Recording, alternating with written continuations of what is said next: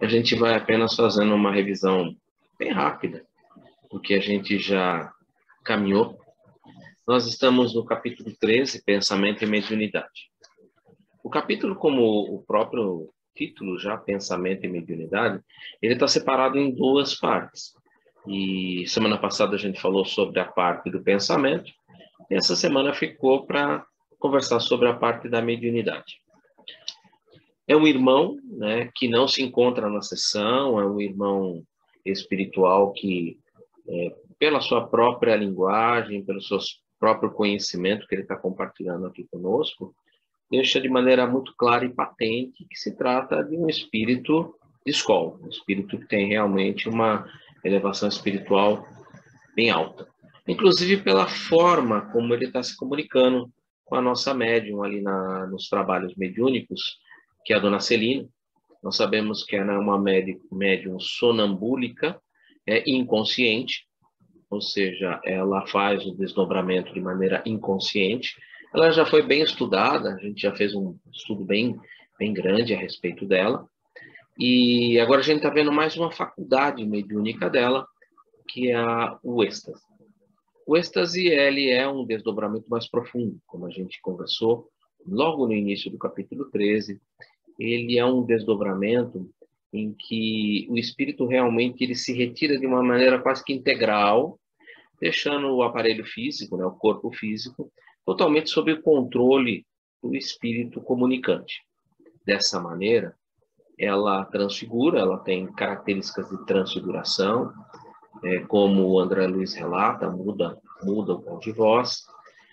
Pode haver algumas mudanças no traço fisionômico, não são grandes, mas para quem é observador, normalmente observa essas mudanças e consegue vê-las com certa nitidez numa sessão em que você tem um médium que tem essas características da transfiguração.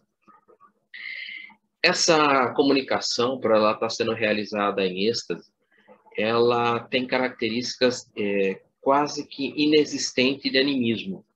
Ou seja, o espírito, por ele ter, vamos dizer assim, ser assenhorado completamente do corpo físico da nossa médium, da dona Celina, ele utiliza-se do corpo físico, ele utiliza-se do órgão fonador, ou seja, da boca, da fala da médium, para expressar precisamente a sua ideia.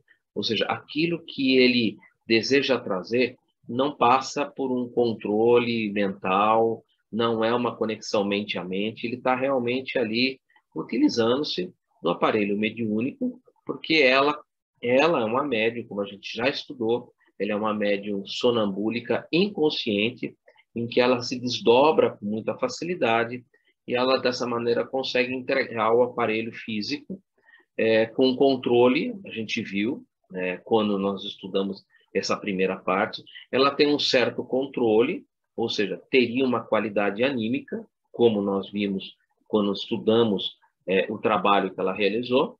Então, o trabalho assistencial ali do nosso irmão, acho que era Pedro, que ele tinha saído para o carnaval e tinha deixado a mãe passando necessidades, e a mãe acaba desencarnando, e ele também desencarna ali com o gás.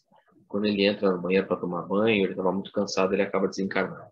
Esse atendimento que ela presta, inclusive, ele não termina por ali, né? Isso vai ter continuação, né? O próximo capítulo, que é o 14, que é em serviço espiritual, o nosso irmão Roberto, que vai trabalhar esse capítulo, ele vai voltar à tona sobre isso. Tem uma continuação aí. Como também falei quando nós estávamos ali estudando, e a Mari, inclusive, contou, pegou, né, uma atitude meio estranha, né, do marido da dona Celina, já desencarnado, né, tentando entrar ali e se comunicar com a médium no meio de um trabalho, né, inclusive que ela pede para ele, aguarde, depois a gente conversa, né, mas aquela atitude, por que ele fez aquilo, como é que ele teve acesso para aquilo? A explicação está no capítulo 14, está no próximo capítulo. Tem uma explicação para isso. Os fatos que ocorrem dentro do livro, eles vão sendo, à medida do andar do livro, você vai compreendendo o que levou a tal atitude, por que André Luiz cita aquela atitude, depois ele esclarece o motivo. Então, há uma continuação. para 2 casos que ocorreram dentro desse nosso estudo, que nós já estamos praticamente terminando, né? Essa é a mensagem final, que está sendo trazida, né, por esse nosso irmão a grande distância, através da médium Celina, em êxtase, e a mensagem final, ou seja, ao término desse capítulo, esse trabalho espiritual dessa sessão de desobsessão, ela se encerra. Esse trabalho encerra-se, acaba aqui, e agora são outros que eles vão observar, são outros trabalhos que eles vão observar. Agora, tem um desdobramento.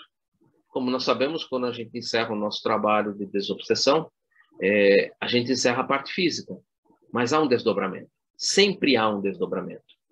E é esse desdobramento que a gente vai, possivelmente, na semana que vem, não sei, depende de a gente conseguir terminar hoje, né? Na semana que vem a gente vai entrar no capítulo 14 em serviço espiritual. E é exatamente esses desdobramentos, que normalmente a gente cita isso, né? Quando a gente termina os nossos trabalhos mediúnicos de desobsessão, a gente faz encerramento.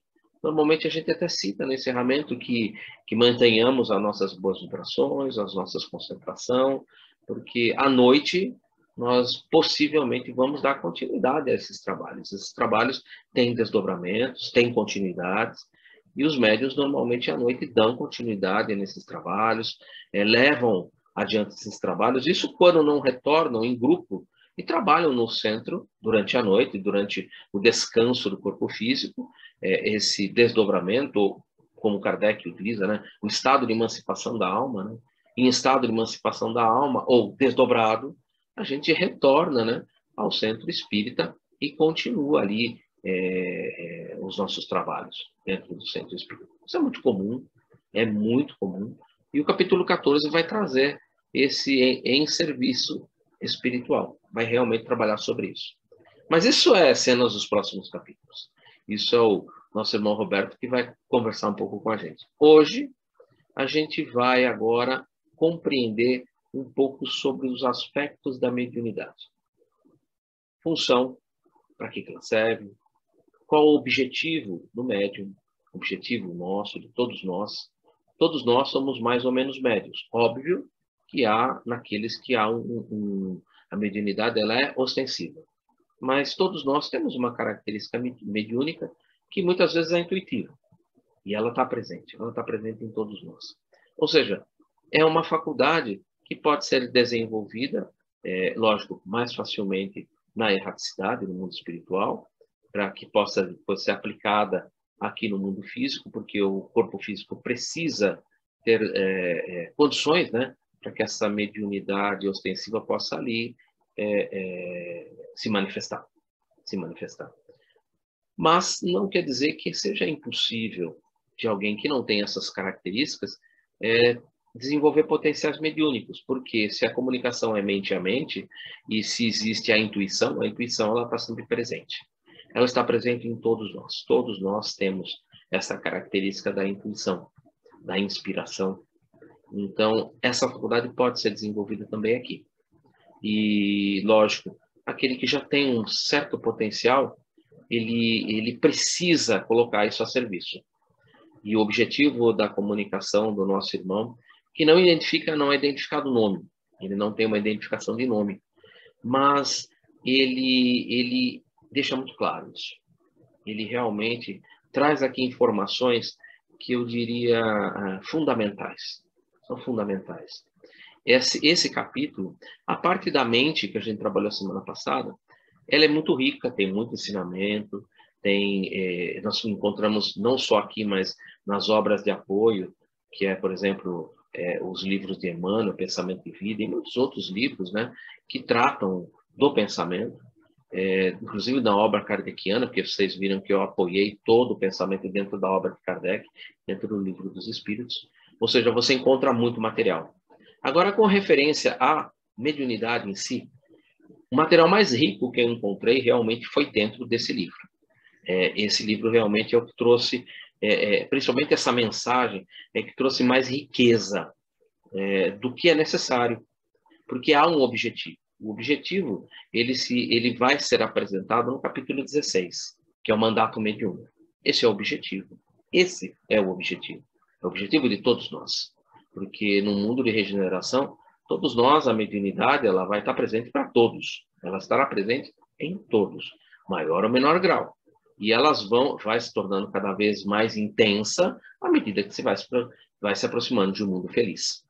O mundo feliz, a mediunidade, ela faz parte do dia a dia das pessoas. Então, é um processo que ele deve ser cultivado, trabalhado, e existe uma forma para isso. E a forma é o que o nosso irmão vai apresentar para a gente. Então, antes de iniciar os nossos trabalhos, vamos nos colocar confortavelmente, onde quer que estejamos, agradecendo a toda a espiritualidade amiga que, muito antes de estarmos aqui reunidos, preparou esse local, seja a sua casa, seja seu local de trabalho, seja seu escritório, seja o local que você se sente mais tranquilo. Esse local, normalmente, num dia de curso como esse, a espiritualidade prepara para que não só você possa receber a intuição, a inspiração do seu guia, do seu mentor, do seu anjo guardião, dos espíritos familiares e simpáticos que estão aqui nos assenhorando, nos inspirando, nos intuindo.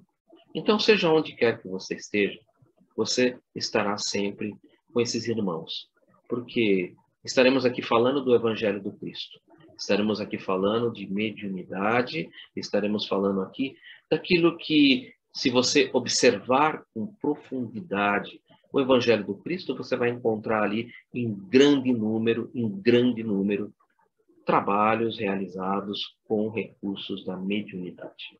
Então, a mediunidade ela está presente em todo o Evangelho.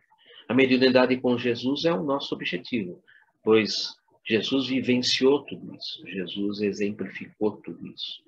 Seu Evangelho é o exemplo da sua vida, é o exemplo dos seus trabalhos mediúnicos, e como ele mesmo nos disse, podeis fazer o que eu faço e muito mais. Então, ele é o nosso modelo, ele é o nosso guia. Temos como Kardec o codificador, temos como Kardec aquele que trouxe as bases fundamentais para que a gente possa edificar a mediunidade através do Livro dos Espíritos e o Livro dos Médiuns. Agradecidos, então, a toda essa equipe espiritual, aos benfeitores que nos apoiam e que estão aqui junto conosco, damos por iniciados os nossos trabalhos da noite de hoje, de estudo do livro Nos Domínios da Mediunidade, em conjunto com o livro Estudando a Mediunidade, com a prece que o próprio Mestre Jesus nos ensinou. Pai nosso que estais nos céus, santificado seja o vosso nome, venha a nós o vosso reino, seja feita a vossa vontade, assim na terra como nos céus. O pão nosso de cada dia nos dai hoje. Perdoe as nossas dívidas, assim como nós perdoamos os nossos devedores. E não nos introduzas em tentação, mas livra-nos de todo mal, que assim seja. Graças a Deus, graças ao Mestre Jesus. Novamente, sejam todos bem-vindos ao nosso trabalho de hoje. Eu, de antemão, queria pedir desculpas que na semana passada e nessa semana eu fiz a abertura, nem abri para vocês, me perdoem, mas esse é um capítulo que, sinceramente, gente, não foi fácil. Eu estudei muito para poder falar sobre isso e eu me sinto muito apoiado na abertura, na sintonia com os irmãos que vão me auxiliar durante todo o trabalho. Ninguém faz nada sozinho, eu não construo absolutamente nada sozinho, e eu conto muito com essa sintonia, essa equipe espiritual que muito nos ajuda. E por isso eu peço desculpas por ter feito as duas aberturas, mas eu me sinto mais bem sintonizado com os irmãos espirituais, para que eu possa, enfim, tentar trazer aquilo que a doutrina me apresentou e me fez tão bem, Inclusive hoje eu vou comentar algumas coisas que fazem parte de todo o desenvolvimento e que eu acho que vale a pena a gente comentar e é um aprendizado. Vou compartilhar com vocês, então, a tela a partir de onde a gente parou.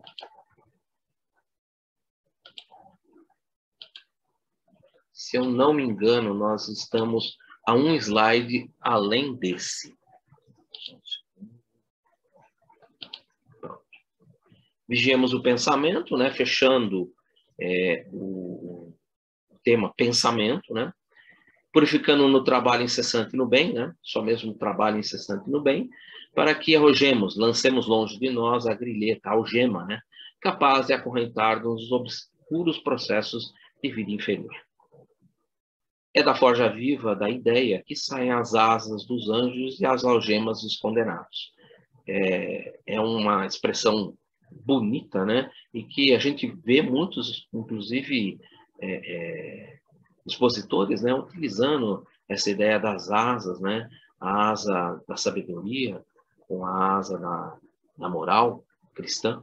Então, a forja, a vida das ideias, sabe, ela sai às asas dos anjos com as próprias algemas que nos ligam, né? Tudo que ligares aqui na terra deve ser desligado aqui na terra. Aquilo que ligares no céu deve ser desligado no céu. Pelo pensamento, escravizando-nos aos troncos de suplício infernal, sentenciando-nos por vezes há séculos mesmo, né? A gente pode analisar, até comentei na aula passada, né? Sobre o nosso livro que nós estudamos, que era Libertação, em que nós tínhamos ali o caso do nosso irmão, o Papa Gregório, né? E que há séculos, né, estava ali algemado, né, àquela região que é a região de trevas, sentenciando-nos por vezes a séculos de peregrinação nos trilhos da dor e da morte. Essa morte aqui é no sentido também espiritual, tá, gente? Essa morte ela precisa tomar um pouco de cuidado, porque ela dentro do Evangelho, normalmente, ela simboliza a morte em espírito. E o que é a morte em espírito? É o afastamento das leis divinas. O afastamento das leis divinas leva à morte do espírito, leva a ele estar em desarmonia com a harmonia do universo. Então, ele está morto em espírito, né? O Evangelho é rico dessas alegorias, né? Principalmente a parábola dos dois filhos, né? Que, na verdade, penso até em chamá-la parábola dos dois servos, né? Porque só o filho fica na casa, né? Os servos, eles ainda estão a caminho da casa. Mas ali, ele fala sobre essa morte, né? Quando ele termina a parábola dizendo que o filho mais novo, que tinha dilapidado toda a fortuna, tudo aquilo que ele tinha levado, né? Ele estava morto, mas ele retornava e agora ele vivia. Ou seja, essa morte é a morte em espírito. Ele se afastou das leis de Deus, só que em qualquer momento em que ele retorna, ali o Senhor da casa, né, Deus simbolizado, né, o recebe de braços abertos, porque ele estava morto e ele retornou, ele retorna à vida, né? Então, a gente precisa tomar muito cuidado quando a gente está trabalhando com morte dentro do Evangelho, a palavra morte, porque muitas vezes ela está ligada à morte espiritual, à morte em espírito. Tá? Então, lembre que Jesus falava para judeus, Jesus era judeu e falava para judeus, e a linguagem é simbólica, então a gente precisa trabalhar um pouco com esse simbolismo. Mas, dando continuidade, isso é apenas um parêntese, né? Mediunidade torturada. Aqui para frente é só mediunidade. Ele já falou sobre pensamento, agora ele vai começar a trabalhar com relação à mediunidade. Mediunidade torturada, a mediunidade torturada foi estudada pela gente, por nós, né, no capítulo 10 desse mesmo livro, né, em que nós temos ali o sonambulismo torturado, né? Eu até acho que anotei eu não lembro o nome do capítulo, só um segundo, gente. Eu não queria deixar passar em branco o nome do capítulo 10, que fala sobre isso, né? Que é o capítulo que tem como título, um capítulo grande, tá? Sonambulismo torturado. Eu falei e esqueci, né? Sonambulismo torturado. E a gente estudou esse capítulo, né? E nós chegamos a uma conclusão que muitos médiuns, né, não sabem, né, que tem a faculdade e passam por essa tortura do sonambulismo torturado, né? Inclusive nós ali analisamos, né, naquela reunião ali um casal presente em que a mulher era médium, né? E ela nem sabia, né? E lógico, era uma reunião mediúnica em 1955, né, que é o tempo desse livro, ou seja, essa reunião deve ter acontecido em 54, onde era comum, né, a presença de pessoas, né, nas reuniões mediúnicas. E essa nossa irmã tinha a mediunidade torturada. Ela passava por esse processo da mediunidade torturada, que Aulus nos chamou a atenção para uma mediunidade de baixo teor vibratório, é o nome que ele deu aí. E isso é importante. E ele colocou que existia de milhares de pessoas que eram acometidas desse desequilíbrio, né? Exatamente pelo desconhecimento da faculdade e pelo uso correto da faculdade. E aí ele volta aqui à tona, esse nosso irmão, falando sobre isso. A mediunidade torturada não é senão um enlace de almas comprometidas em aflitivas provações nos lances do reajuste. Enlace. Como nós vimos ali, eram duas almas, né, que tinham problemas, né, e que estavam ali enlaçadas, juntas, né, para um reajuste. Ela deveria receber ele como filho e através de um aborto cruel e delituoso, como é colocado no capítulo 10, esse irmão ali acabou se rebelando. Havia um planejamento encarnatório, nós vamos inclusive estudar isso lá no capítulo 16, isso vai voltar à tona, e por isso que eu não comentei nada no capítulo 10, eu deixei passar, né? Planejamento encarnatório, porque isso é motivo de outro, é um outro capítulo, o capítulo 16, que trabalha sobre isso. Mas existia ali um planejamento. E esse planejamento não se sucedeu. E aí houve um processo obsessivo. Então, normalmente é isso. Como ele falou, há milhares de casos como esse. Milhares de casos como esse. E, para abreviar o tormento que flagela, que fustiga, né, de mil modos a consciência reencarnada ou desencarnada, lembre que o processo obsessivo ele corre dos dois lados, né? Quando nas grades expiatórias é imprescindível atender à renovação mental, único meio de recuperação da harmonia. Renovação mental, pensamento no bem. Pensamento no bem, e não só pensamento, prática. Prática e pensamento no bem. Não há outra maneira. Nós utilizamos normalmente a gente vê muitos palestrantes, né, muitos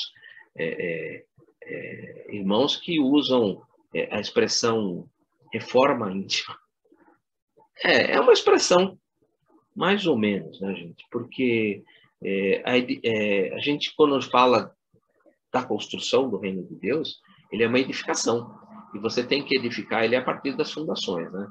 E reformar parece uma coisa assim que nem casa, né? Que você entra numa reforma, às vezes era melhor ter derrubado e construído de novo. Mas a palavra reforma, ela a gente precisa sempre usar com um pouco de critérios. Eu sempre eu prefiro mais a edificação do reino de Deus. E essa edificação só tem uma forma, é através da renovação mental. Mudança de hábitos, mudança de atitude. Mudança de hábitos, mudança de atitudes. Esforço, preparo para a reforma íntima. É necessário esforço. É necessário preparo para a reforma íntima ou para a edificação do reino de Deus. Satisfazer-se alguém com o rótulo em matéria religiosa, sem qualquer esforço de sublimação interior, é tão perigoso para a alma quanto deter uma designação honorífica entre os homens, com menosprezo pela responsabilidade que ela impõe. O que ele está dizendo com isso, né? Satisfazer-se alguém com um rótulo. Eu sou espírita. Nossa, grande coisa, né? O rótulo não quer dizer nada. Ah, eu sou padre. Tá? Não quer dizer nada. Sem qualquer esforço de sublimação interior, é perigosíssimo. Lembremos do livro, nós já estudamos, Obreiros da Vida Eterna. Nós temos ali o caso do Padre Domênico. Padre Domênico ficou por 150 anos numa região que a gente chama de abismo. Não foi nem trevas, tá, gente? Abismo. E a enfermeira Luciana, ela era uma médium clarividente, e ela foi lendo, né, na aura mental do Padre Domênico e foi ali apresentando o que levou ele à condição em trevas, ele estava em abismo. Ele foi socorrido quando ele estava em trevas, quando ele já tinha ali depurado, após esses 150 anos no abismo, ele estava tendo ali as primeiras, vamos dizer assim, os primeiros momentos de lucidez, os primeiros momentos em que ele estava conseguindo ali refletir um pouco sobre o que tinha levado a ele àquela situação. Então, satisfazer-se apenas como um rótulo, dizendo eu sou padre, eu sou espírita, sem qualquer esforço de sublimação interior, é muito perigoso. É muito perigoso. A gente não pode esquecer que Jesus falou muito sobre isso, quando ele disse: a quem é muito dado, muito será cobrado. A quem é muito dado, muito será cobrado. Então, cuidado com os rótulos que, às vezes, nós ali colocamos nas pessoas, porque esses rótulos, sem qualquer esforço de sublimação interior, pode ser uma grilheta ou uma algema, né? Muito forte, muito forte. É necessário esforço, é necessário vontade e esforço para a mudança. E não só se dizer. Não basta entrar na casa espírita e dizer eu sou espírita e que está tudo resolvido. Não, não resolve nada. Eu diria que piora muito, piora muito. Títulos de fé não constituem meras palavras acobertando-nos, escondendo deficiências e fraquezas. Acabei de contar a história do Padre Domênico. Expressam deveres de melhoria que não nos será lícito fugir, sem agravo de obrigações. Em nossos círculos de trabalho, desse modo, não nos bastará o ato de crer e convencer. Crer? Crer. Nós já passamos disso, né, gente? A palavra fé vem do latim de fides, e fides quer dizer confiar e não acreditar. Nós já passamos pelo degrau do acreditar. Nós já estamos no degrau do confiar. Não bastará o ato de crer e convencer, você tem que confiar, você tem que ter confiança naquilo que você está fazendo. Você só pode compartilhar aquilo que realmente você confia, porque o teu coração está mergulhado sobre aquilo e você se sente ali completamente abraçado pela espiritualidade amiga. Senão, não tem. Expressar deveres de melhoria, que não pode ser, não dá para ser lícito de fugir. Volto a dizer, a quem é muito dado, muito será cobrado. Sabe? Não tem como ser contrário a esse tipo de coisa. Quem praticar e ensinar será considerado grande no reino dos céus. Vejam que está na ordem. Praticar e ensinar. Não basta só ensinar, não basta só as palavras. As palavras não querem construir nada. Você precisa realmente introjetar e tentar viver isso da melhor maneira possível. Tentar viver aquilo que você fala. Senão, realmente, é muito complicado. Não dá, não se chega a lugar nenhum. Eu diria que até se complica muito mais. Quantas vezes a gente vê o sujeito chega no centro espírita e passa um tempo ali, quando ele começa a perceber que ele tem que mudar de atos, ele tem que mudar de hábitos, ele tem que estudar, ele tem que pesquisar. Não, ele vai embora. Ele vai embora. Quantas vezes, gente? Nossa, é isso. São esses deveres de melhoria. E não é lícito fugir, não dá para fugir. Senão você só se complica. Só se complica. Ele continua. Comentário às ações exteriores. Né? Comentário meu. Né? Esse é texto sem referência mesmo. É meu. A partir do que eu comentei, né? Não basta a rotulação religiosa para sublimar o espírito. Não basta dizer, sou espírita, sou padre, sou bispo, sou pastor. Na vida espiritual, as ações exteriores, pouca influência exercem na evolução. Na vida espiritual, as ações exteriores, ou seja, rótulos exteriores, pouca influência exercem na evolução do espírito. Fariseus faziam isso direto, gente. E Jesus falou para ele, hipócritas. Mas ele falava uma coisa importante, muito importante. Fazei tudo o que eles vos dizem, mas não praticais da maneira como eles praticam, porque dizem uma coisa e fazem outra. E chamava todos os fariseus de hipócritas. Esse parágrafo é exatamente isso. A vida espiritual de ações exteriores, pouca influência exercem na evolução do espírito. O que realmente conta é sua transformação através do aperfeiçoamento moral. Uma outra forma. Da mesma forma, nenhum valor tem os títulos honoríficos dados pelos homens, se não estiverem acompanhados da devida valorização moral e do seu uso em favor do próximo. Favor do próximo. Eu vou falar mais uma vez em favor do próximo.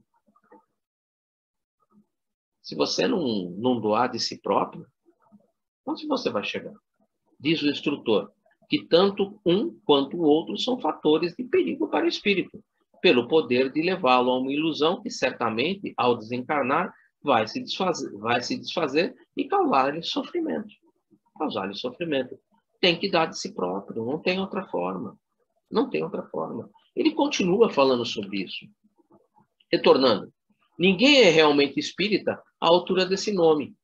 Ninguém é realmente espírita à altura desse nome, tão só porque haja conseguido a cura de uma escabiose remitente com o amparo de entidades amigas e se decida por isso a aceitar a intervenção do além-túmulo na sua existência. Ou seja, o sujeito vai no centro, está lá com, sei lá, um tumor, está lá com um problema, passa lá na reunião espiritual, passa no tratamento espiritual e é curado. E agora eu sou espírita, porque eu fui curado.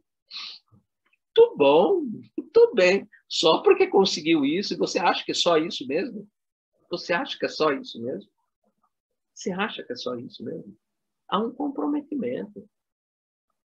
Há uma necessidade. Tem que mudar de atitude. Se não mudar de atitude, aquilo vai voltar. Aquilo vai voltar. Não, não é isso. Ninguém é realmente espírita à altura disso, só porque conseguiu uma cura lá no centro. Não. Tem que mudar, tem que realmente. Agora, se você recebeu isso, você agora compreendeu. Então a vida, ela não se encerra no túmulo, você é imortal, ótimo. Então viva a imortalidade. Comece a viver como um espírito imortal. Mude de atitudes, pelo amor de Deus. E ninguém é médium, né, levado à conceituação do termo, somente que se faça órgão de comunicação entre criaturas visíveis e invisíveis. Essa eu grifei porque essa é carapuça para mim. Essa carapuça para mim, eu vesti isso, eu vesti isso. Eu comecei na mediunidade em 1992, quando eu conheci minha esposa, e com a qual sou casado até hoje. E eu conheci o espiritismo porque a família da minha esposa é espírita. Meu sogro é esclarecedor, trabalha em sessão de desobsessão. Eu comecei a trabalhar na sessão de desobsessão em 93, onde eu fiz o desenvolvimento mediúnico dentro de uma sessão de desobsessão. No meu tempo era muito comum, em 93 ainda se fazia desenvolvimento dentro de sessão. Eu demorei uns 3 ou 4 anos até que eu comecei a compreender melhor essa sintonia pensamento e comecei a dar passividade ali, a passividade no... eu sou médium semiconsciente, né? E como ali na psicofonia. E muito tempo, gente. Eu diria que por uns 12 ou 13 anos, eu me contentava e achava que isso era o sublime. De ir no centro, na quarta-feira, entrar na sessão, receber ali 2, 3 espíritos e ir embora para minha casa. Eu achava que isso era o máximo. Né? Isso é o mínimo do mínimo. Isso é algo assim tão insignificante, se a gente for pensar hoje. Eu digo assim, quanto tempo eu perdi? Quanto tempo eu perdi? Quanto tempo eu perdi? Sem estudo, sem saber o que se passava, como se passava, como eu poderia ajudar melhor, como poderia me preparar. Porque eu não era médium só nas quartas-feiras, das 8 às 9h30 da noite. Se eu sou médium dentro do centro, das 8 às 9h30, na quarta-feira, eu sou médium fora de lá, eu sou médium em todo lugar. O meu espírito é médium. O corpo é apenas veículo de manifestação da mediunidade. Percebem o grau de comprometimento? O médium não é médium só dentro da casa espírita. Não é chegar lá e dar 3, 4 cafungadas, trazer ali a mensagem do espírito, terminou, fui embora para casa. Gente, isso não é nada. Eu vivi praticamente 12 anos assim, até que caiu a ficha. Graças a Deus, caiu a ficha. Não é isso. Ninguém é médium na elevada conceituação do termo, só porque se faça órgão de comunicação entre as criaturas visíveis e invisíveis. Isso não é nada. Isto não é nada. Mediunidade com Jesus é viver como Jesus vivia. Tentar, pelo menos, se esforçar. Isso não vale nada, gente. Para conquistar a posição de trabalho a que nos decimamos, de conformidade com os princípios superiores que nos enaltecem o roteiro, é necessário concretizar-lhes a essência em nossa estrada, por intermédio do testemunho de nossa conversão com o amor santificante. É necessário dar testemunho. É necessário concretizar. O que é concretizar? Construir dentro do seu próprio coração isso. Não dá, não dá para ser médium sem se esforçar, compreender, sem colocar isso como testemunho. Não adianta eu ir lá falar assim, olha, gente, a gente é imortal. E, de repente, tá aqui em casa, assistindo um noticiário, o sujeito matou 2, 3, e virar para o resto das pessoas e falar assim, não, tem mais é que pegar e matar. Vai matar o quê? Vai matar o corpo físico? Vai libertar? Pensa bem, está libertando, né? Porque no momento que você matar esse corpo físico, esse irmão que já está rebelado contra o mundo, agora não existe mais nem a lei humana que possa tentá-lo reintegrar e reconstruir a sua capacidade de reintegração com a sociedade. Agora ele vai odiar a sociedade mesmo. Agora ele vai perseguir. Agora ele vai ser obsessor. E agora ele vai lutar. Lutar para que esse mundo não passe para um mundo de regeneração, porque ele foi simplesmente excluído do mundo. A gente precisa pensar muito nisso, precisa dar testemunho. Eu me lembro que o livro Há 2000 Anos, não sei se vocês acham que a grande maioria leu o livro Há 2000 Anos, de Emmanuel, né? E o livro ali, ele retrata que os cristãos daquela época, como o Roma não seguia o cristianismo, houve um édito, né? E não podia haver manifestações públicas. Mas era permitido manifestações, era permitido que eles se agrupassem nas catacumbas, porque era permitido se agrupar para os trabalhos de fúnebres, os trabalhos de encomenda, vamos dizer assim, os trabalhos de velório. Isso era permitido. Então, os cristãos eles se agrupavam nas catacumbas. E o livro trata isso muito bem, ele traz isso muito bem, e, inclusive, ele traz também que, em um certo momento, ali uma das servas de Lívia, ela estava nesses cultos e ali a guarda pretoriana, descobrindo o local, vem e prende todo mundo. Prende todos eles. E como aquilo era um ato proibido pelo César, o que acontece com eles? Eles são levados para a arena para serem ali entregues às feras, que eles seriam comidos pelas feras. Ou seja, eles estavam sendo entregues para os senadores romanos, né, numa festa para os senadores romanos, em que esses cristãos iam ser entregues às feras para serem comidos pelas feras. E aí tem outro livro que é do Espírito Lúcius, que é o amor nada abandona, o amor nada constrói. Eu não lembro bem o nome do livro, mas ele dá continuidade a isso que está ali descrito por Emmanuel. Inclusive, ele traz o trecho de Emmanuel, ele dá continuidade, que nos diz que quando esses espíritos estavam ali, esses homens, mulheres e crianças que estavam ali aguardando para entrar na arena, eles estavam em paz. Sim, eles estavam em paz, eles tinham confiança em Deus. Mas os espíritos ali se manifestam para eles e falam para eles que não bastava apenas estar em paz. Era necessário dar testemunho. Era necessário entrar na arena cantando e louvando a Deus. Cantando e louvando a Deus. Isso é dar testemunho. É isso que ele está falando aqui embaixo. É necessário concretizar-lhe a essência da nossa estrada por intermédio do testemunho, da nossa conversão ao amor santificante. O capítulo 16 desse livro vai trabalhar sobre mandato mediúnico. É o objetivo de todo médium. É o objetivo de todos nós. Um dia termos um mandato mediúnico. Quem já tem bastante tempo no CETRELV vai lembrar de um médium que tinha um mandato mediúnico, o nosso irmão Francisco de Assis de Melo. Ele tinha mandato mediúnico e ele dava testemunho. Quem viveu com o Melo sabe muito bem como era difícil o trabalho em Brasília e em São Paulo. Não era fácil esse tipo de trabalho. O começo do trabalho dele não foi um trabalho muito fácil, era um imóvel alugado, ou seja, é necessário dar testemunho da nossa conversão ao amor santificante. Ele deu esse testemunho, ele tinha mandato mediúnico. Esse é o objetivo. É necessário isso. Sem isso, realmente é difícil. Realmente é muito difícil. Mas ele continua, gente. Não bastará, portanto, meditar a grandeza de nosso idealismo superior. Não é só pensar. Não é só pensar. A edificação do reino de Deus não vem em pensamento, vem em pensamento e sentimento.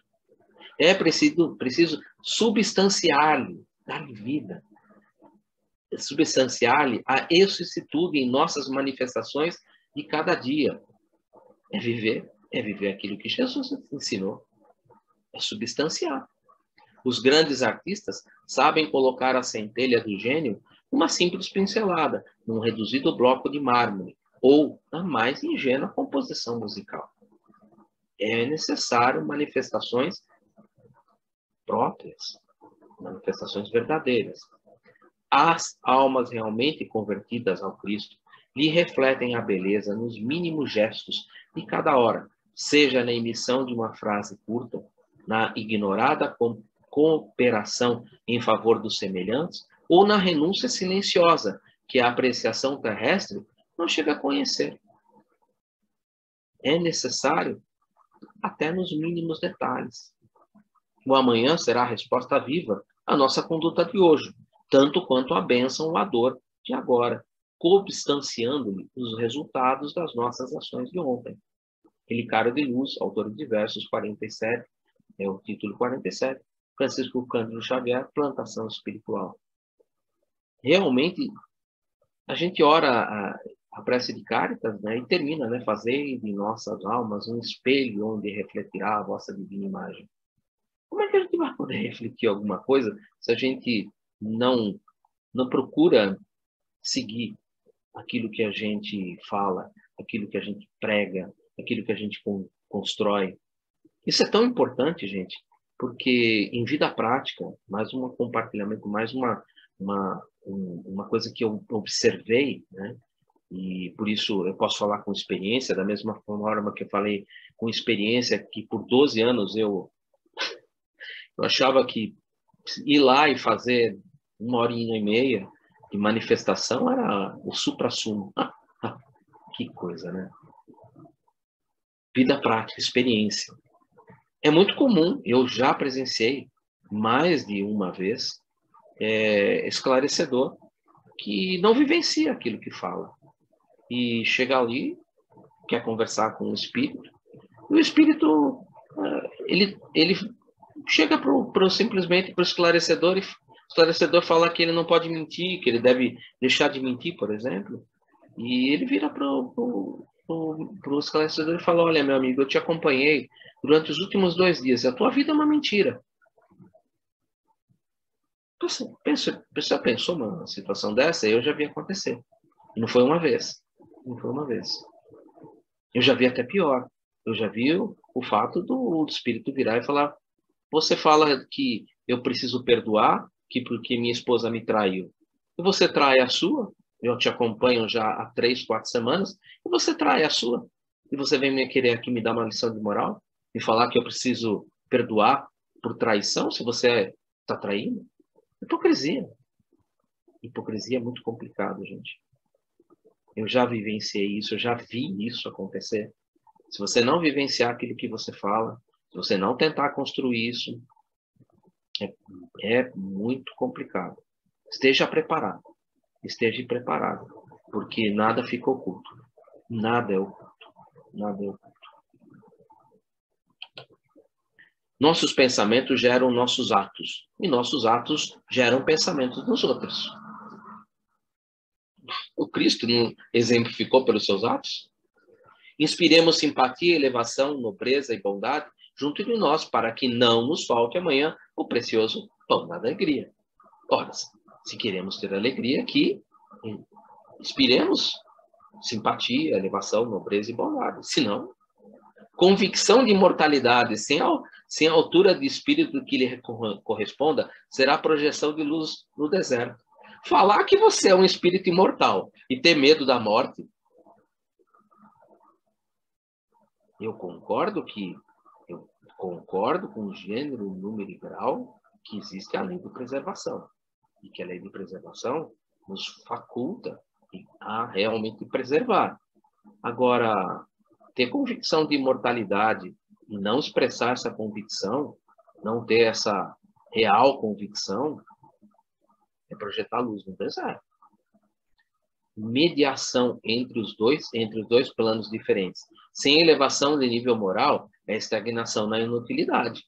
Ou seja, se você não está elevando esse nível moral, ou seja, está tirando alguém, está tirando, a palavra não é correta, está auxiliando alguém a sair de uma estagnação moral para um degrauzinho a mais, para perceber algo mais, é estagnação na inutilidade completa. O pensamento é tão significativo na mediunidade quanto o leito é importante para o rio. Ponde as águas puras sobre um leito de lama pútrida, e não tereis senão a escura corrente da viciação. Se o rio está podre, a água está podre. Não tem como. Se o vaso não presta, se o vaso está podre, o que sai dali é água podre. O vaso somos nós. Sem dúvida, divinas mensagens descerão do céu à terra. Entretanto, conjunção adversativa. Para isso, é imperioso construir a canalização adequada. Ah, vocês acham que vai receber mensagens maravilhosas que trazem luz, que trazem grandes ensinamentos? Gente, quantas páginas o Divaldo queimou antes de construir o primeiro livro? Quantas páginas o nosso irmão Francisco Cândido Xavier queimou antes de fazer o seu primeiro livro, antes de lançar Parnaso de Além Túmulo? Gente, é imperioso construir a canalização adequada, sem esforço, sem vontade, sem perseverança, sem apoio do bem, trabalhando no bem. Não dá, não dá, não dá. Isso não vai chegar em lugar nenhum. Jesus espera pela formação de mensageiros humanos capazes de projetar no mundo as maravilhas do seu reino. Ele está esperando nós. Nós temos condições de fazer isso. Todos nós. Basta que a gente queira. Está no nosso querer. Está na nossa vontade. Está na nossa vontade. Está no nosso querer. Não tem outra forma. Para atingir esse aprimoramento ideal, é imprescindível que o detentor de faculdades específicas não se detenha no simples intercâmbio. Volto a dizer, vivi 12 anos dessa situação, do simples intercâmbio. Isso não constrói nada. Isso não edifica nada. Ser-lhe-á indispensável a consagração de suas forças às mais altas formas de vida, buscando na educação de si mesmo e no serviço desinteressado a favor do próximo, o material de pavimentação da sua própria senda. É realmente dano de si próprio. Capítulo 5 do Evangelho de Mateus.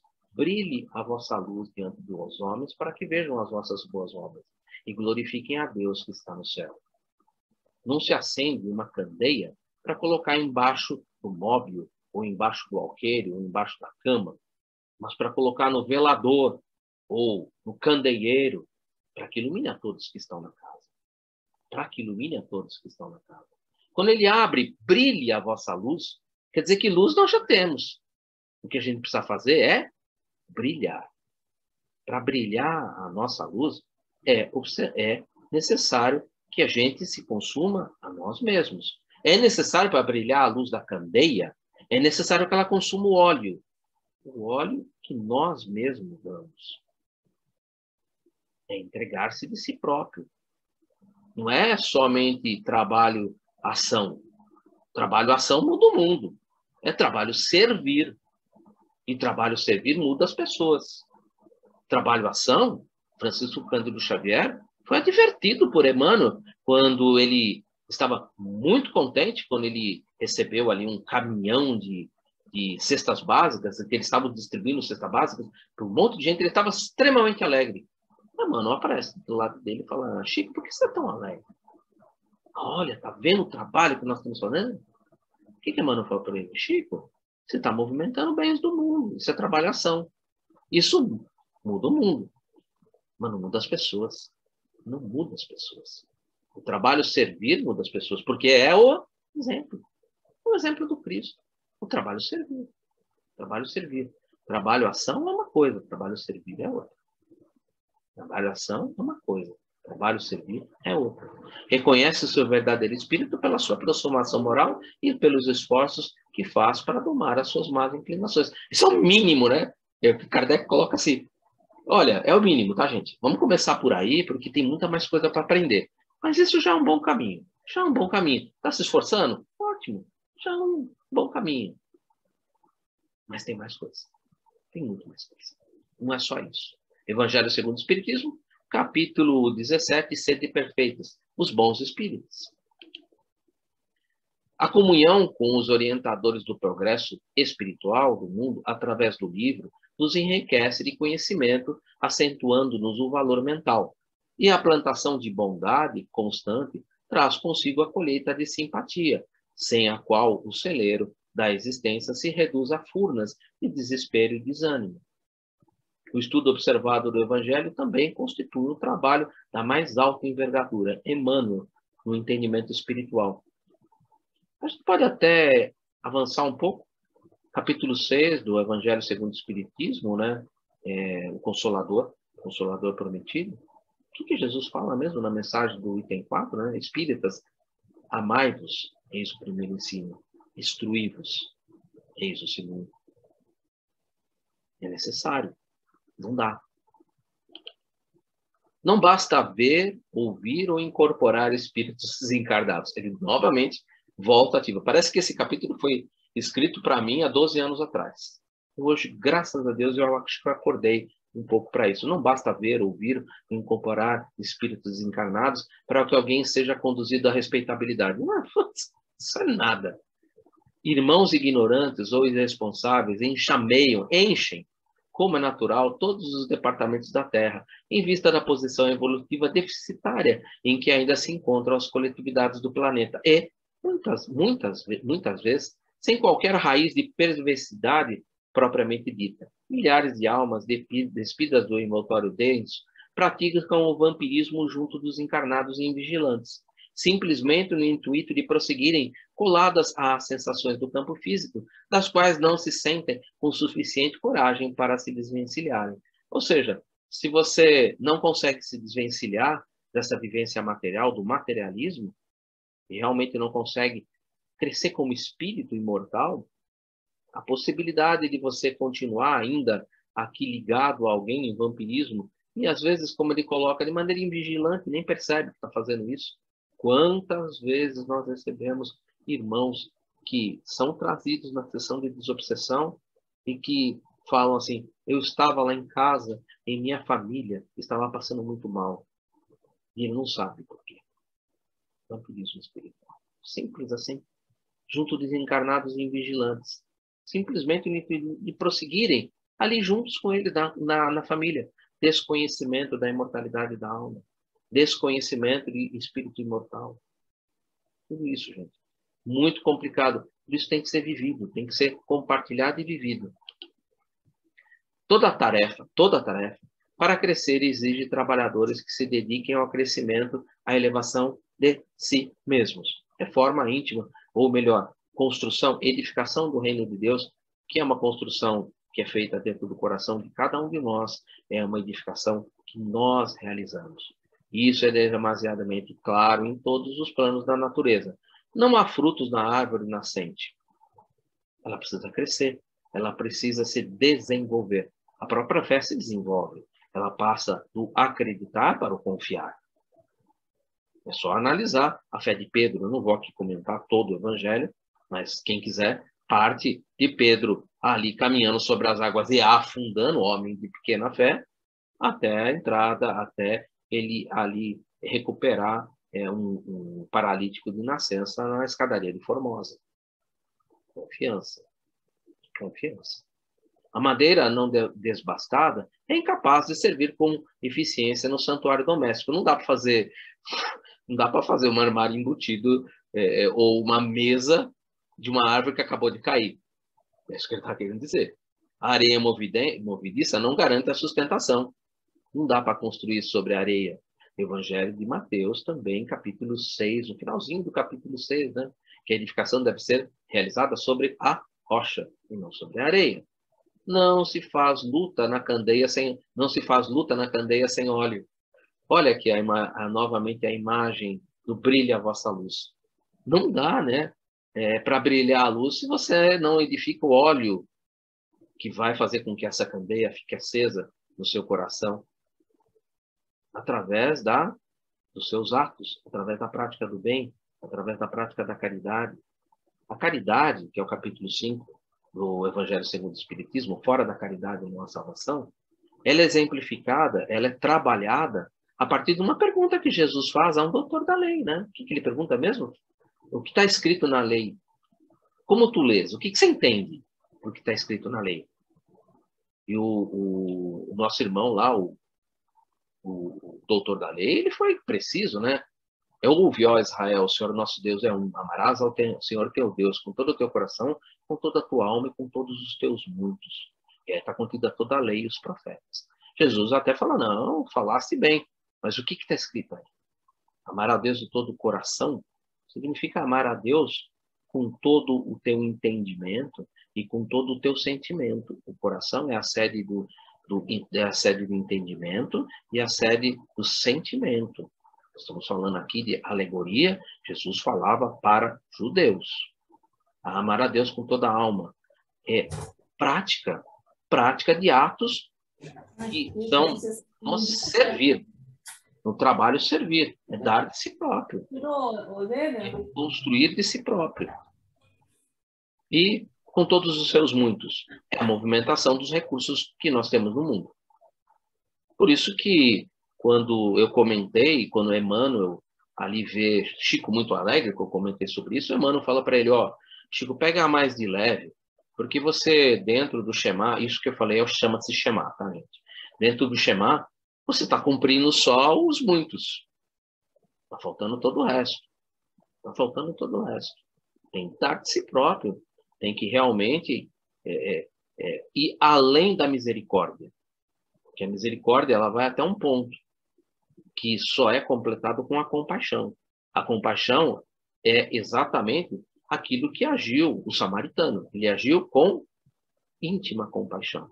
Por quê? Ele amou a Deus com todo o teu coração, com toda a tua alma e com todos os teus mundos. Ele viu o homem caído, ele desce da sua cavalgadura, do seu cavalo, ele deita o óleo, ele deita o azeite sobre as feridas do irmão, coloca ele no cavalo, cinge-se como escravo, leva-o até uma hospedaria, passa a noite com ele, dando dele próprio, do seu tempo, do seu carinho, da sua presença durante toda a noite. Ele deu dele próprio. Amou a Deus com toda a sua alma.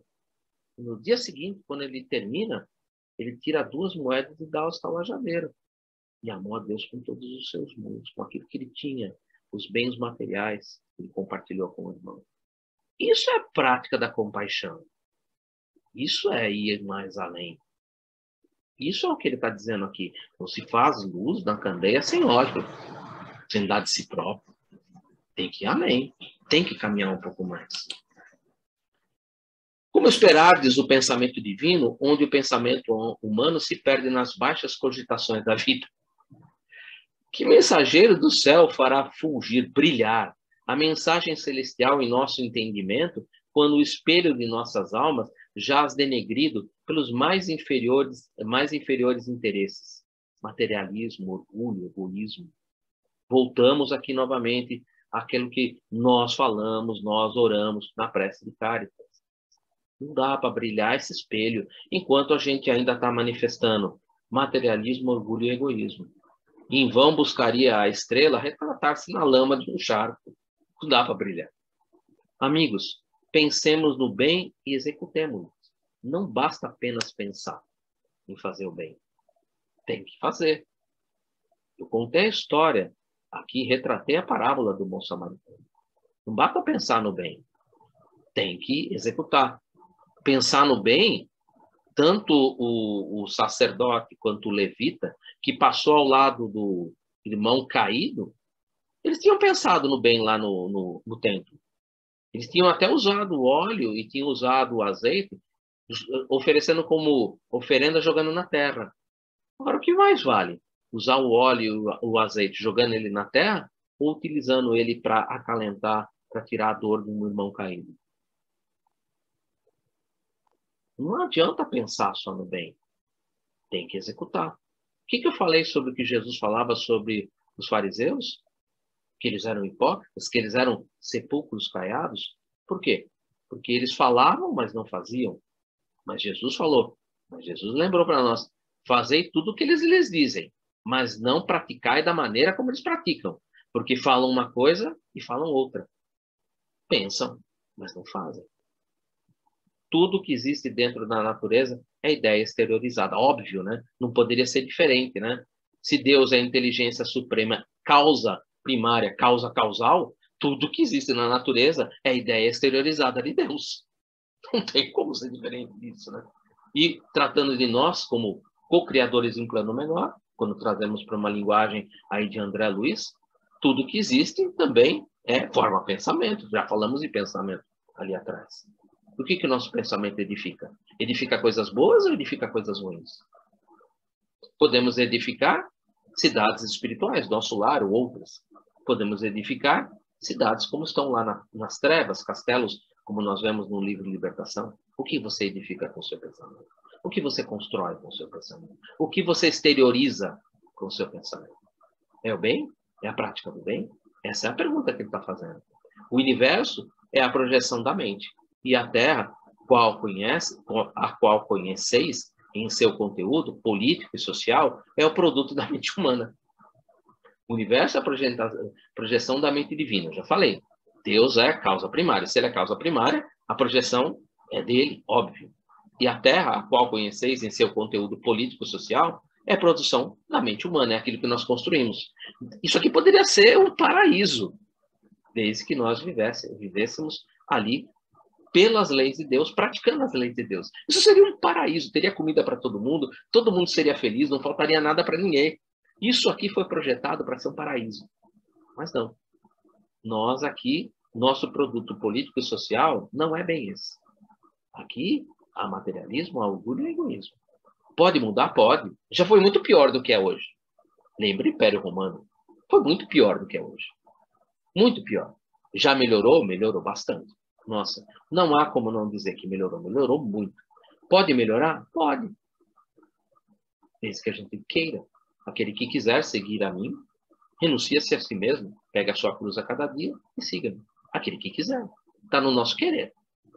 Civilizações e povos, culturas e experiências constituem forma de pensamento através das quais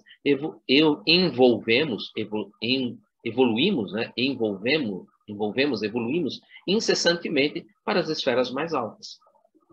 Criação mental. Atentemos, pois, para a obrigação ou compromisso de autoaperfeiçoamento. É um compromisso, não é nenhuma obrigação. Eu diria que é mais um compromisso. O que está em parênteses sou eu que coloco, tá, gente? O livro fala para obrigação. É um compromisso de autoaperfeiçoamento. Sem compreensão, sem bondade, irmanarmos aos filhos desventurados da rebeldia. Sem estudo, sem observação, demorarmos indefinidamente entre os infortunados expoentes da ignorância. Continuaremos apenas ali no centro, dando 2, 3 cafungadas, achamos que trouxemos ali, ajudamos, vamos embora e acabou. Não. Não. Amor e sabedoria são as asas com que faremos nosso voo definitivo no rumo da perfeição, da perfeita comunhão com o Pai Celestial. Amor e sabedoria, né? Ele não foge um segundo do Evangelho do Cristo. Volto lá no capítulo 6, né? O Cristo Consolador, quando a gente tem lá a mensagem, né? Espíritas, amai-vos, eis o primeiro ensino. Instruir-vos, eis o segundo. Amor e sabedoria são as asas com que faremos nosso voo definitivo no rumo da perfeição, da perfeita comunhão com o Pai Celestial. Comunhão, né? A gente não está falando aqui nem de sintonia, né? Comunhão. Esse é o filho, né? O filho na casa. Vai demorar, sim, mas Jesus foi muito contundente em dizer: podeis fazer o que eu faço e muito mais. Podemos, desde que tenhamos vontade e queiramos, né? Duas asas conduzem ao espírito à presença de Deus. Uma chama-se amor e a outra sabedoria. Chico Xavier e Emmanuel, extraído do capítulo 4 do livro Pensamento e Vida, de Emmanuel, obra psicografada pelo médium Francisco Cândido Xavier. Essa é aquela obra de cabeceira, né? Essa é a obra de cabeceira, não tem jeito. Escalemos o plano superior, instilando. Instilar é diferente de destilar, né? Você separa, né? Aqui você insere, né? Escalemos o plano superior, inserindo pensamentos de sublimação naqueles que nos cercam. Pensamentos de sublimação naqueles que nos cercam. Aqui estamos na nossa volta. Só que para fazer isso, precisa se preparar. A palavra esclarece, o exemplo arrebata. Por que nós estamos vivendo o cristianismo depois de 2000 anos? Foi porque Jesus falou ou porque Jesus viveu? O exemplo arrebata. Ajustemos-nos ao Evangelho Redentor. Cristo é a meta da nossa renovação. Se a gente fala que ele é modelo e guia, sigamos o modelo, sigamos o guia. Regenerando a nossa existência pelos padrões dele, reestruturaremos a vida íntima daqueles que nos rodeiam. Meus amigos, credo. Sem isso não dá. O pensamento puro e operante é a forja que nos arroja do ódio ao amor, da dor à alegria, da terra ao céu. Procuremos a consciência de Jesus, para que a nossa consciência lhe retrate a perfeição e a beleza. Para que a nossa consciência retrate a perfeição e a beleza. Para que quando a gente olhe no espelho, a gente veja a divina imagem do Mestre. Na sua perfeição e na sua beleza. Ele termina de maneira linda, né? Saibamos refletir-lhe no espelho a glória e o amor, a fim de que a luz celeste se espelhe sobre as almas, como o esplendor solar se estende sobre o mundo. Comecemos nosso esforço de soerguimento espiritual desde hoje e amanhã teremos avançado consideravelmente no grande caminho. Essa mensagem final é uma mensagem que não pode deixar de ser comentada.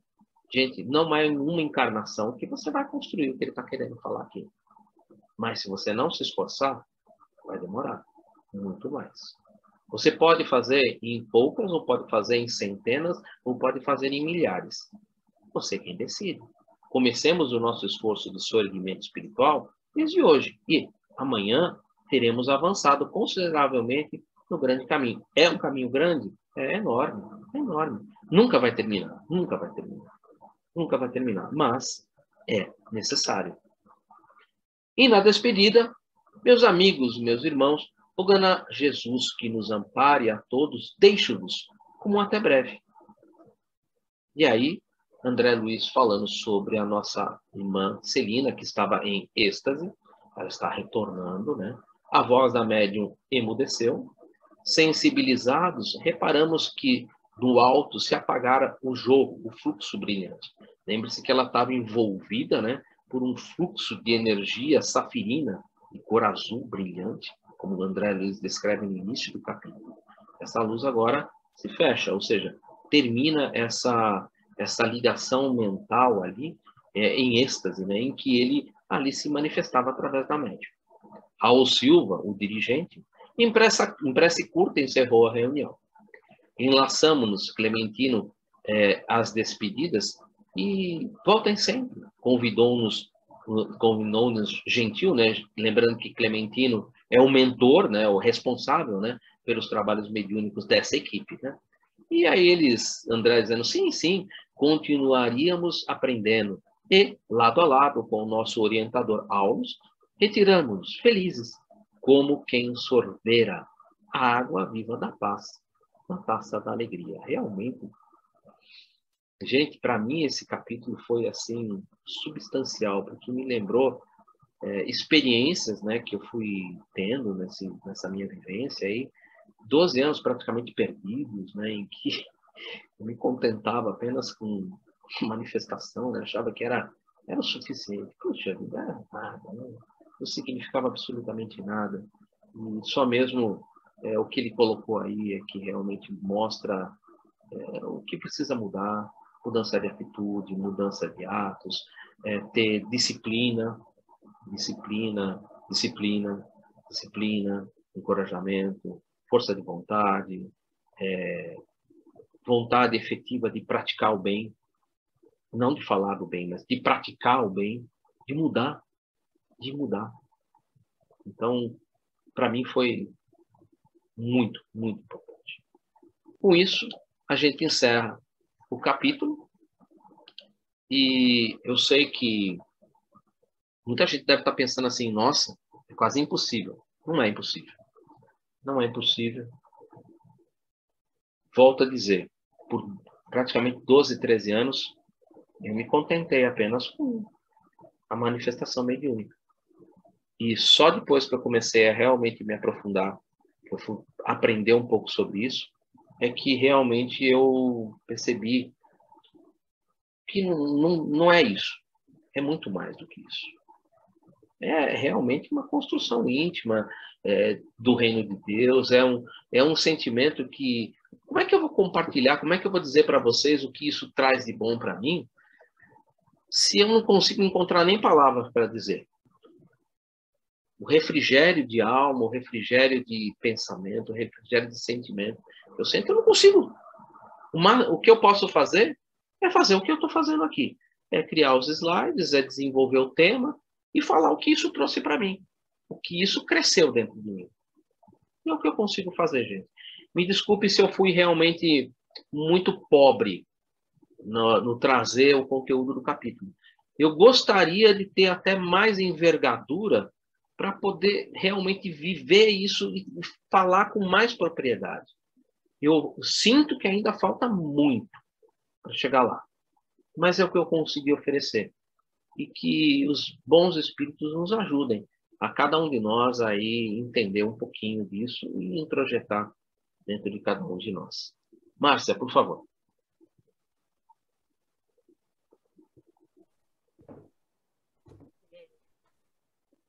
Eu sempre gosto Está muito de baixo, traçar. não consigo escutar nada. Melhorou? Agora sim. Eu sempre gosto de traçar uma fase, as fases do Consolador Prometido, né, ou do Espiritismo, assim, que ele teve as fases, né? Isso é a minha consideração, o que eu acho, né? Então, teve a fase da codificação com Kardec, onde eram necessários os fenômenos, já falar das fases mais conhecidas. Aí nós tivemos a parte do Chico, que precisou dos livros que ele escreveu, das diversas cartas psicografadas que ele fez, enfim. E eu costumo falar que nós estamos numa fase que a pandemia trouxe essa fase, a fase de que a gente precisou estar limitado para estudar. Por que eu estou falando isso? Porque eu conheço muita gente do interior e eles sempre falam assim: ah, vocês lá de São Paulo gostam de estudar, né? Vocês lá de São Paulo gostam sempre de estudar, né? Para que estudar? Para que estudar? Porque eu percebo que esse pessoal mais antigo de idade, né, e lá do interior, eles gostam muito de fazer só a parte assistencial. Então, é cesta básica, enfim, essas coisas. E a pandemia mudou isso. Como eu vejo, nosso NEP, Emmanuel, é o primeiro de São Paulo, capital. Enquanto no interior já tinham muitos NEPs. E com a pandemia abriram muitos outros NEPs. E agora o pessoal do interior está estudando muito mais. Para chegar nesse ponto que você falou, Edu. Não adianta eu só ir lá na casa espírita, dar minha comunicação, atender aquele espírito que vai na sessão de desobsessão. Acabou, já fiz minha parte. Não, você tem que entender o que está acontecendo para você ser médium 24 horas por dia, com bons pensamentos, bons exemplos, silenciar na hora certa ou falar na hora certa para acalentar aquele coração que está aflito. E eu percebi isso, que na pandemia, esse pessoal mudou a mentalidade, está estudando mais, está fazendo mais cursos, a internet trouxe as lives, agora, a hora que voltar da pandemia, os congressos. E eu fiz um movimento contrário, né? Eu frequento casa espírita desde meus 13 anos de idade, mas frequento. Eu ia, tomava passe, água fluidificada e palestra.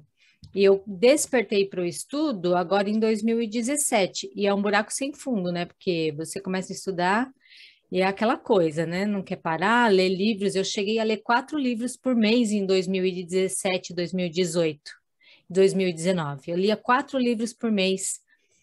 Também já passou essa fase. Agora eu não faço só leituras de livro, eu faço estudos, igual esse que a gente está fazendo aqui. Mais proveitoso, mas era uma fase que eu precisava passar. Despertar para a leitura, despertar para o estudo. E, e eu ficava pensando, meu, eu não trabalho em nada na casa espírita, por quê, né? Nossa Senhora. Porque eu queria vivenciar, como eu estou vivenciando agora trabalhando no passe, o que eu estudo. Toda a teoria eu não estava conseguindo pôr em prática, ver se era aquilo mesmo, se era questão de sintonia, se o dia que eu comia carne não era legal. E a partir do momento que eu comecei a trabalhar no passe, eu estou conseguindo colocar um pouquinho, entender um pouquinho do que eu estou estudando. Então, talvez é um movimento contrário do Edu. Primeiro ele foi trabalhar, depois estudar, e eu fiz o contrário, mas eu sei que está sendo muito legal. Muito obrigado por compartilhar. É isso mesmo, é isso mesmo. O teu movimento foi um pouco ao contrário do meu. Eu realmente comecei pela prática por causa da mediunidade e por ela ser ostensiva, né? E pelo fato dela ser ostensiva, ela me empurrou, né, vamos dizer assim, para o termo que a Aulus coloca, né, para essa mediunidade de baixo teor vibratório. Eu vivenciei muito tempo isso, né? E desenvolver canais melhores, desenvolver sintonia melhor com os espíritos, inclusive até mesmo para um trabalho de desobsessão com um esclarecedor, você ter essa perfeita sintonia que o nosso irmão Raul Castro tem com o mentor. Esse canal de comunicação ele é construído, ele não é uma coisa que aparece de um dia para o outro. Eu tive muita dificuldade no início, quando, do nada, trabalhando como médium, aqui o pessoal lembra do Melo, né? O Melo simplesmente é a Maria Virgínia, que coordena a desobsessão nas quintas-feiras. Ela sofreu um problema, que ela precisou ficar afastada ali por um período de 4 meses, né? E o Melo falou para mim, olha, você agora não vai trabalhar mais como médium, agora você vai ser esclarecedor. De um dia para o outro. E eu não tinha, como eu falei, eu estava ainda naquela desenvolvendo, estudando, tinha grandes dificuldades, não estabelecia uma sintonia, muito diferente de hoje em dia. Hoje em dia, realmente, eu digo para vocês que essa sintonia que o Raul Silva apresenta, ela é verdadeira, porque eu vivencio essa sintonia. Eu sei, eu sinto exatamente aquilo que eu posso usar, aquilo que eu não posso usar, aquilo que eu devo dizer, aquilo que eu devo, nesse momento, não falar, silenciar. Então, essa sintonia é algo que você vai desenvolvendo e que você vai edificando. É um canal. Mas esse canal não pode viver entupido de sujeira. Não pode ser um rio sujo.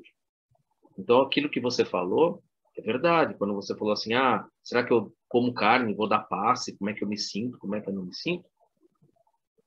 Se eu vou trabalhar, como segunda-feira é meu dia de trabalho, não só na segunda-feira, mas já no domingo de noite e na segunda, durante todo o dia, pelo menos, eu procuro ali, naquele dia, vigiar muito pensamentos e sentimentos.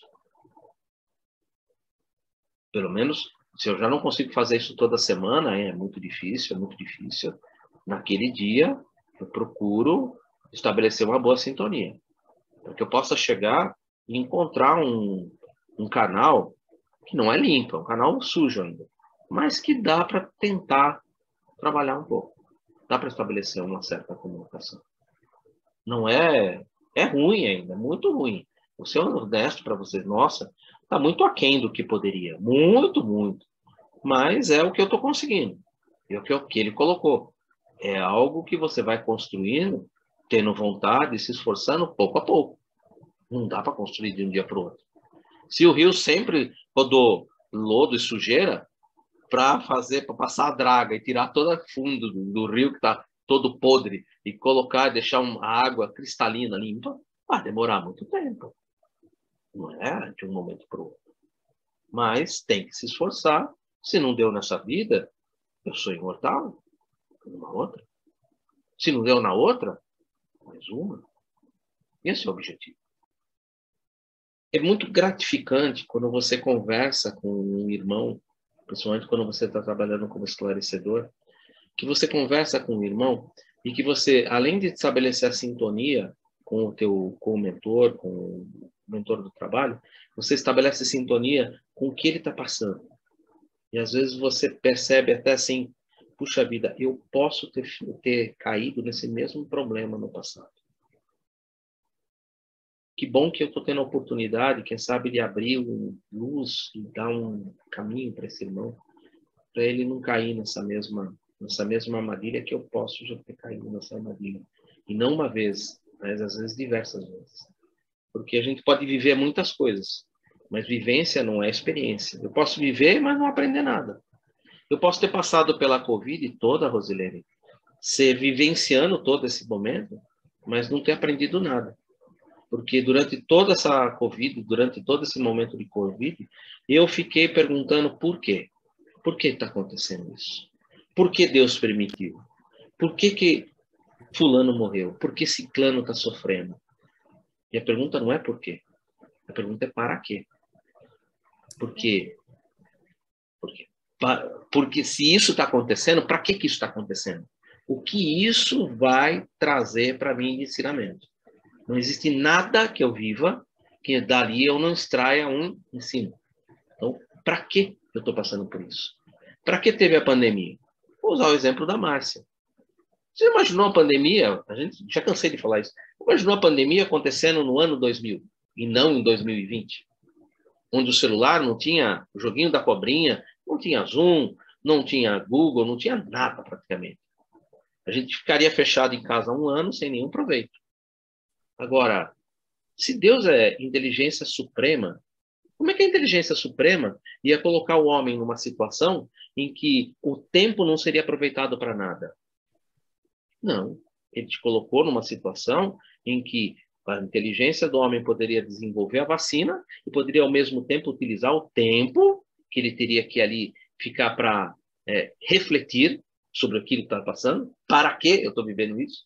Para que ele pudesse compreender, não, eu preciso pensar num algo a mais. Eu não sou só isso, tem muita coisa a mais. Preciso compreender um pouco mais o universo. Nunca se teve tantas lives, nunca se desenvolveu tanto estudo como nesses últimos 2 anos. Isso é prova viva do que eu estou dizendo. Isso é prova viva do que eu estou dizendo. E isso que nós estamos fazendo não vai nunca terminar. Isso vai até melhorar. O bacana disso é que está tendo os congressos, começando a ter os congressos, os encontros. Mas eles vão ser transmitidos pela internet. Então, tem 2.000 pessoas fisicamente assistindo, mas tem 17 mil que tiveram a 20 mil, 30 mil assistindo pela internet.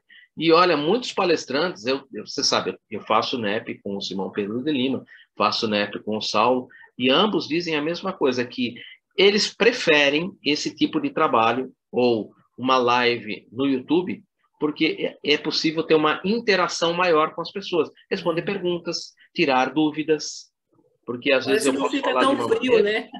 Porque às vezes eu falo de uma maneira que a pessoa entendeu de outra, e ela tem a oportunidade de no chat ali colocar, olha, eu não entendi bem, ou o que você está falando é isso, e ele tem a oportunidade de esclarecer.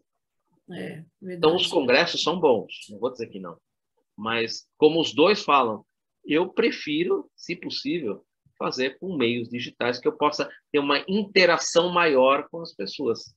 Apesar de que alguns congressos hoje estão prezando muito pela possibilidade das pessoas colocarem perguntas ali, que vão ser selecionadas e serem apresentadas ali numa roda de perguntas. Alguns congressos já estão trabalhando com roda de perguntas, né? Mas, mesmo assim, atende pouca gente. Com o trabalho da internet, você atende mais, muito mais. Muito mais. Mas é isso mesmo, Rosilene, que você falou. É um sentimento.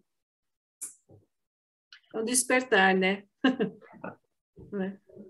Obrigado. Francesco. Oi, pessoal, boa noite. Felizmente eu cheguei depois, mas estamos aqui. Ô, Edu, os 12 anos de experiência que você teve, que você disse que foram jogados fora, não foram jogados fora. foram muito bem aproveitados. Tudo que você aprendeu lá está servindo de base para o seu trabalho hoje. Nada é à toa. A espiritualidade não despreza nada. É preciso que a gente entenda que o tempo só existe aqui nesse mundo. Do outro lado não existe o tempo. E que a gente é muito crítico com relação às coisas que fazemos, né? Mas a gente não consegue enxergar o alcance das coisas. Veja bem, depois que você passou por esse período de 12 anos, você começou a estudar, e olha onde você veio parar. Hoje você está aqui dando um curso para nós, o quê? Né? Você dá quantos cursos por semana? Para quantas pessoas você atende? Então, a espiritualidade encontrou um caminho para que você pudesse usar o seu potencial e todo o seu conhecimento que você adquiriu naqueles 12 anos de trabalho. Então, nada é em vão, nada é perdido. Outra coisa, Rosilene, você não sabe, aqui as pessoas talvez não saibam, mas nós temos uma associação espírita que congrega as casas espíritas da região oeste. Ela existe em São Paulo todo. E dentro dessa associação, que congrega as casas espíritas de São Paulo, existem casas de Umbanda já trabalhando conosco e adotando os livros de Kardec. Exatamente pela razão que você falou, porque eles sentem a necessidade de estudar e se aperfeiçoar. O que eles estão fazendo não traz uma resposta para eles. Eles precisam complementar essa experiência com conhecimento. E o conhecimento está lá.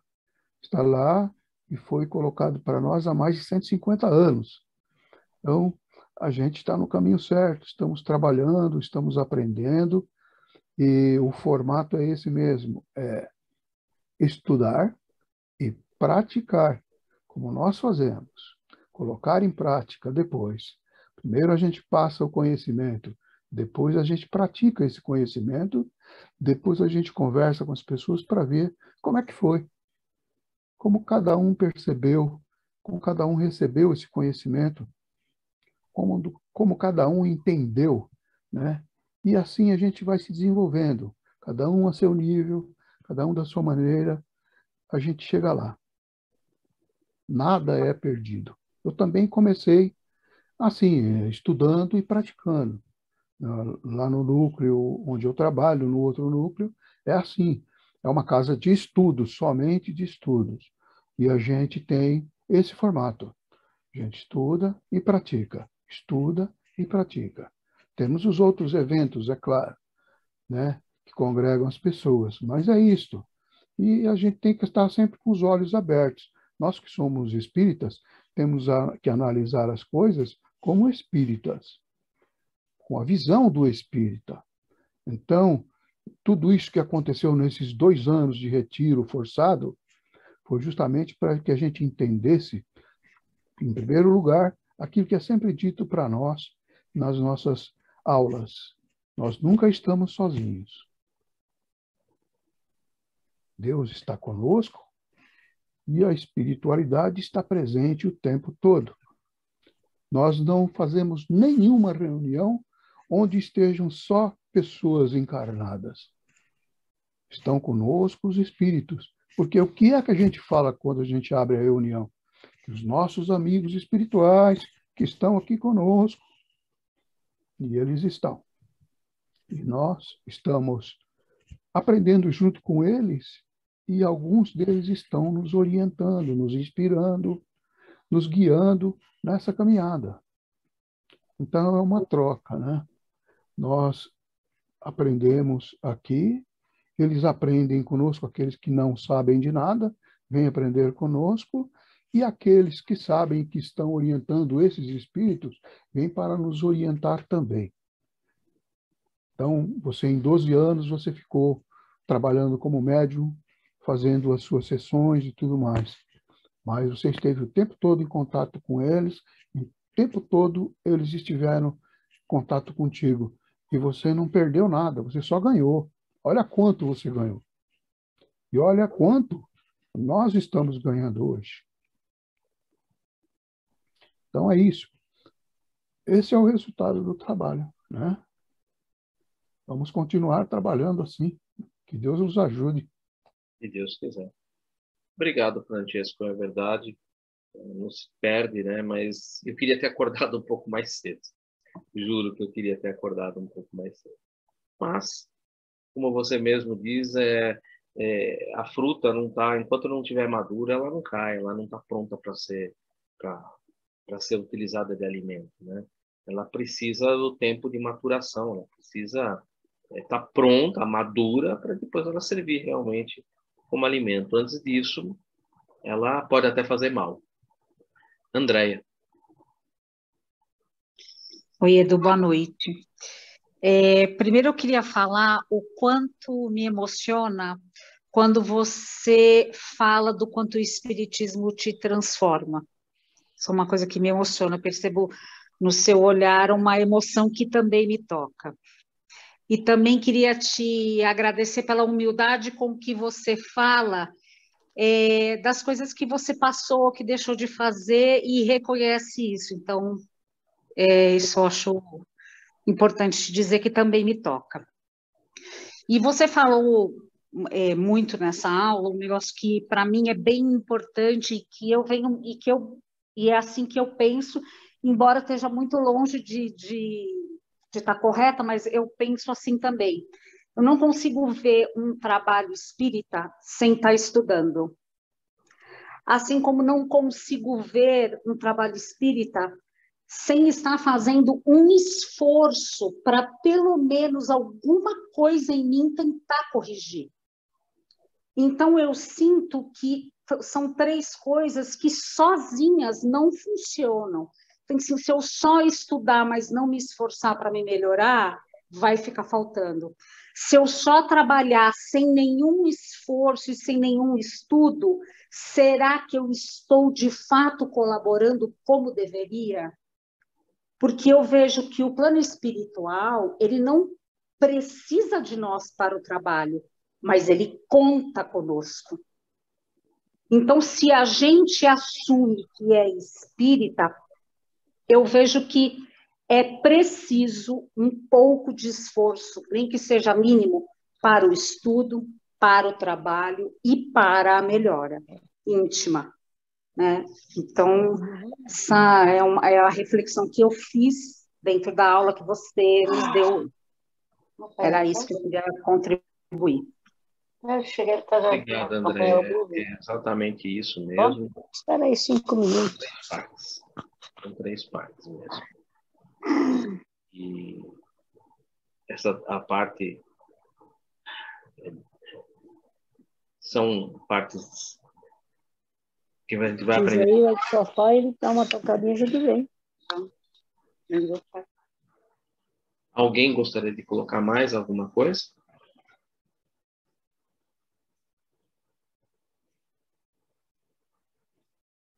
Na aula de hoje. Bom, semana que vem a gente vai ter a continuação em serviço espiritual. Quem vai dar aula para a gente semana que vem é o Roberto Martins. Roberto Martins é que vai ser o nosso facilitador da semana que vem. Esse capítulo é muito legal porque, gente, terminou a sessão que nós estávamos trabalhando. Terminamos, foi o encerramento, se despediram ali do Clementino, do Raul Silva, e agora eles vão para a rua. Eles vão ali sentar no banquinho na frente do Centro Espírita. E agora vai ser os trabalhos que vão ocorrer à noite. Como eu disse para vocês, quando a gente encerra os nossos trabalhos no centro, eles não terminam. Eles continuam. A nossa parte física, aquela hora e meia, 2 horas, que nós ali dedicamos, eles ali utilizaram, se recolheram os fluidos que nós ali também doamos, nós doamos ectoplasma, eles vão utilizar esses ectoplasmas, nós vamos ali, terminamos essa parte, acabamos essa parte. Agora o trabalho continua. Há muito trabalho. A Casa Espírita, ela é um pronto-socorro. Vocês já viram o pronto-socorro parar, gente? Pronto-socorro não fecha as portas, então para. Então, uma casa como o CETREV, que é um hospital espiritual, ele é um hospital espiritual, ele é um pronto-socorro, ele tem aberto 24 horas por dia, 7 dias por semana, inclusive Natal e Ano Novo. Sempre aberto. Tem sempre trabalho. Qualquer horário, qualquer momento, existem trabalhos, existem trabalhadores.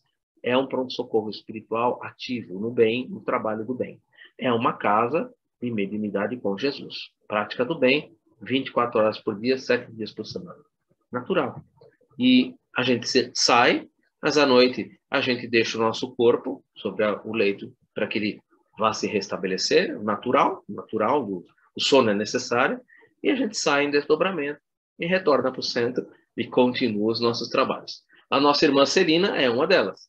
Ela vai deixar o seu aparelho físico e vai retornar para as atividades que vêm após, durante a noite.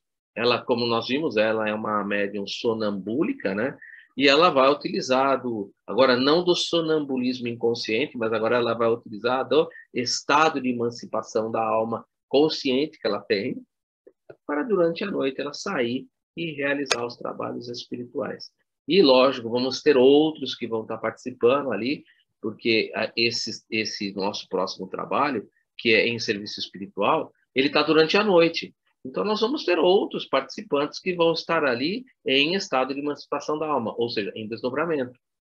As figurinhas que aparecem ali, que o Roberto colocou e que estão disponíveis, inclusive, na internet, vão mostrar que todos aqueles que estão em desdobramento estão com um cordão de prata, né? Estão ligados ao corpo físico. Estão ligados naturalmente, então em desdobramento ou em estado de emancipação da alma, como Kardec postula, e vão estar trabalhando à noite. E vai concluir aquilo que está faltando. As perguntas da Mari vai ser respondida, o caso lá do nosso irmão que teve lá um comprometimento com a mãe, que desencarnou no carnaval, vai ter uma conclusão, vai ter um problema, vai acontecer um outro problema envolvendo aquilo. Quer dizer, há continuidades, e essas continuidades, elas vão agora acontecer, porque os irmãos que são recolhidos na sessão, quando a gente está fazendo uma sessão de desobsessão, é um pronto-socorro, ali não é hospital. A sessão de desobsessão é um pronto-socorro espiritual. O que você faz no pronto-socorro? Você faz a medicação base, você dá ali, vamos dizer assim, que nem quando a gente entra aí no pronto-socorro aqui, por exemplo, quando tem algum problema que você cai aqui no São Camilo, o que eles fazem no pronto-socorro? Te dão aquele soro levanta-defunto, né? Mete aquele soro levanta-defunto na tua veia, você fica um pouco melhor, e aí se eles percebem que não dá para ir para casa, porque passando o soro o poderio ali do soro levanta-defunto, você vai voltar, o que eles fazem? Eles te direcionam para o hospital para continuar o tratamento. E o que a gente faz na sessão, gente? Na sessão ali de desobsessão? A gente dá o primeiro caminho, a gente dá a primeira, vamos dizer assim, o primeiro remédio, a primeira sensibilidade do amor. Ele está há tantos anos preso na dureza de coração, você dá aquela primeira sensibilizada, você dá aquele primeiro abraço caloroso, aquela primeira recepção, é o momento de acolhida, é o momento de sessão de desobsessão, é amor. O sinônimo disso é amor. Então, você apresenta o amor. Que ele começa com o amor. Só que ele precisa agora aprender com o que ele vai fazer com isso. Aí ele é direcionado para o hospital espiritual. Então, agora a gente vai ver que esses irmãos que foram atendidos, eles estão agora não mais no pronto-socorro, eles estão no hospital espiritual. Nós vamos conhecer um hospital espiritual, gente. Veja que lindo isso. A gente vai conhecer um hospital espiritual. Para aqueles que não conseguem ir até a sala do CETREV, lá no fundo, onde é o pronto-socorro, e que ali sobe em elevação e monta-se um conjunto de prédios com um chafariz no centro, em que há um conjunto de prédios que é o hospital espiritual, isso está na espiritualidade. Para aqueles que nunca tiveram esse vislumbre, vão ter o vislumbre através de nosso irmão aqui, que vai nos falar sobre esse hospital. O que é esse hospital? Como é que ele é? Gente, não imaginem assim, é um hospital fabuloso. Não, ele é um hospital que está no plano aqui da Terra, gente. Ele tem limitações. Tem limitações. Ele tem necessidades. E muitas dessas necessidades podem ser supridas pela nossa boa vontade de doação de oração, de energia, de ectoplasma. Bom, eu vou parar por aqui, porque senão daqui a pouco eu vou fazer o capítulo 14, e esse capítulo é do Roberto, é ele que vai falar para a gente. Mas eu estou só chamando a atenção como tem coisas interessantes, porque a gente vai parar de falar do pronto-socorro, que é a sessão de desobsessão, para falar um pouquinho sobre o hospital também, o que vai acontecer lá, entendeu? O que está acontecendo? O cara saiu daqui, saiu de maca, a maioria sai de maca, de cadeira de roda, o que vai acontecer lá? O André Luiz vai trazer isso para a gente. Muito lindo isso. Roberto, você tem aí um trabalho bonito para fazer. Semana que vem a gente continua, com certeza. Tem bastante coisa para a gente comentar. Me coloque em crente, Eduardo. Não, mas tá fácil, tá fácil. É só um caso. Ele só vai analisar um caso. Então não tem que... não vai ser tão difícil. Boa noite a todos aí. Deixa eu só dar um bitaco aqui para nós, que eu estou vendo que tem vários aqui do grupo aí do Consolador aos sábados. E tem nesse capítulo aí, foi até mencionado algumas frases. Eu vou ler um parágrafo do capítulo que nós estamos estudando lá no Consolador. Foi dito algumas frases aí para você.